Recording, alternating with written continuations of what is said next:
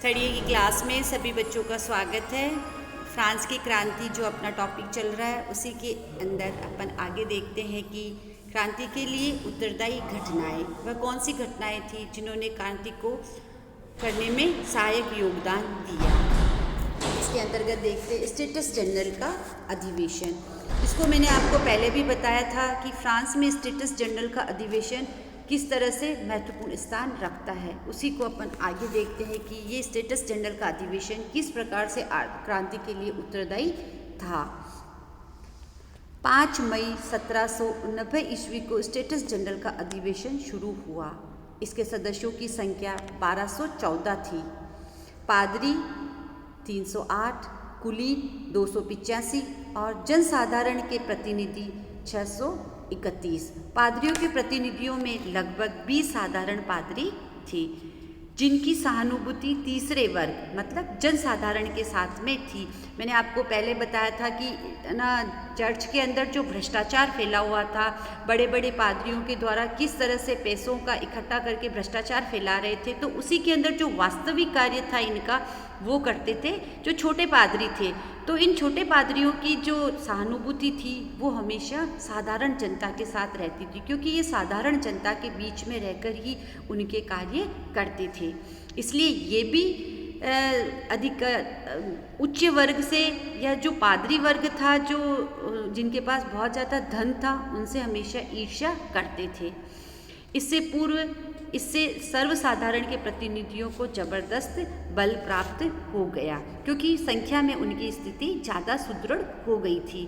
16वें Louis के सुझावानुसार प्रत्येक प्रतिनिधि अपने साथ शिकायतों के स्मृति पत्र, जिसको क्या कहते थे, केहियर, लेकर आए थे। इन शिकायत पत्रों के विश्लेषण से पता चलता है कि इस समय तक किसी के मन में क्रांति की कोई बात नहीं थी।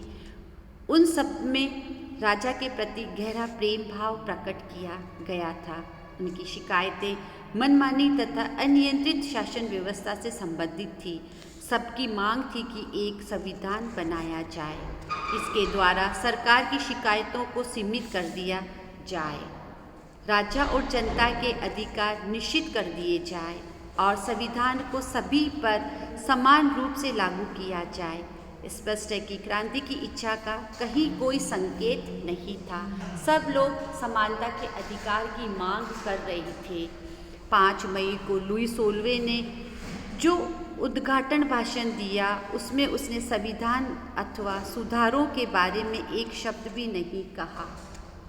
उसने केवल इसी बात पर जोर दिया कि देश की विषम आर्थिक स्थिति को सुधारने के लिए स्टेटस जनरल को बुलाया गया है। राजा को विश्वास था कि स्टेटस जनरल उसे नए करों की स्वीकृति प्रदान कर शांतिपूर्ण अपना अधिवेशन समाप्त कर देगी। उसने यह कल्पना भी नहीं की कि स्टेटस जनरल का अधिवेशन क्रांति का प्रत्यक्ष कारण बन जाएगा। राजा की गलती यही थी कि उसने उन लोगों को एक साथ बैठने का अवसर प्रदान किया जो सामाजिक तथा राजनीतिक व्यवस्था को पूरी तरह से सुधारना चाहते थे। उसने विशेषाधिकार प्राप्त पादरी और कुलीन वर्ग को बिना किसी अधिकार वाले साधारण वर्ग के सामने खड़ा कर दिया। इसके अलावा अधिवेशन के समय उसके पास न तो कोई स्पष्ट योजना थी और न निर्देश देने का दृढ़ संकल्प था। स्टेटस जनरल 3 सदस्यों वाली संस्था थी। कुलीन श्रेणी का सदन, पादरियों का सदन और तीसरा वर्ग साधारण सदन। परंपरा के अनुसार प्रत्येक सदन बहुमत के निर्णय लेता था, परंतु पूरे सदन के निर्णय को केवल एक मत माना जाता था। किसी भी नियम या प्रस्ताव की स्वीकृति के लिए 2 सदनों का बहुमत आवश्यक था। ओबेसाइस नामक एक प्रमुख अधिवक्ता ने अधिवेशन के पूर्व एक पुस्तिका छपवाकर स्टेटस जनरल के सभी सदस्यों में बांटी। इस पुस्तक में यह सवाल उठाया गया कि तीसरा सदन क्या था। उसने स्वयं ही पुस्तक में उत्तर भी दिया। यह लगभग सब कुछ था और फिर भी इसका कोई महत्व नहीं रह गया। यह पूरे राष्ट्र का पर्याप्त था, फिर भी राष्ट्र की सरकार इसे अलग राष्ट्र की सरकार से इसे अलग रखा गया था। ऑबे साइस के विचारों का सदस्यों ने जबरदस्त प्रभाव पड़ा। मतदान संबंधी विवाद। 16वें लुई ने अपने उद्घाटन भाषण के बाद तीनों सदनों को अलग अलग रूप से कार्य करने का आदेश दिया। परिणाम स्वरूप एक गंभीर विवाद उठ खड़ा हुआ। वो क्या था? प्रश्न ये था कि प्रत्येक सदन का एक वोट हो, प्रत्येक सदस्य को एक एक वोट देने का अधिकार हो, सभा में 3 सदन हो अथवा एक।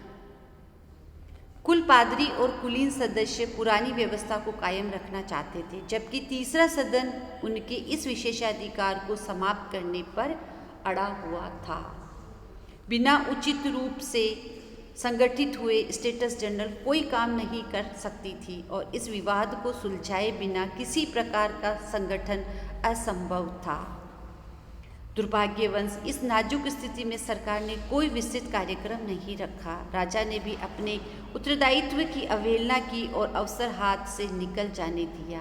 6 मई को यह संघर्ष शुरू हुआ जो जून के अंत तक चलता रहा। सर्वसाधारण के प्रतिनिधि इस बात का निर्णय कर चुके थे कि पादरी और कुलीनों के साथ बैठकर ही अधिवेशन करेंगे। केवल एक ही सदन होगा और उस सदन के प्रत्येक सदस्य को वोट देने का अधिकार होगा। 5 सप्ताह तक उन्होंने कोई काम नहीं किया। वे पादरी और कुलीनों के प्रतिनिधियों के साथ बैठकर अधिवेशन करने के लिए बराबर आमंत्रित करते रहे। यद्यपि दूसरी तरफ से उन्हें हमेशा प्रतिकूल जवाब मिलता रहा। 28 मई को पेरिस के प्रतिनिधि भी स्टेटस जनरल में सम्मिलित हुए। उनमें बेली और आबे साइस सबसे प्रसिद्ध थे।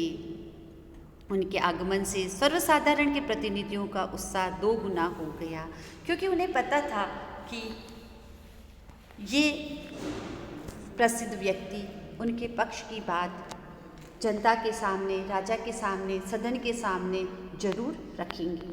धन्यवाद बच्चों।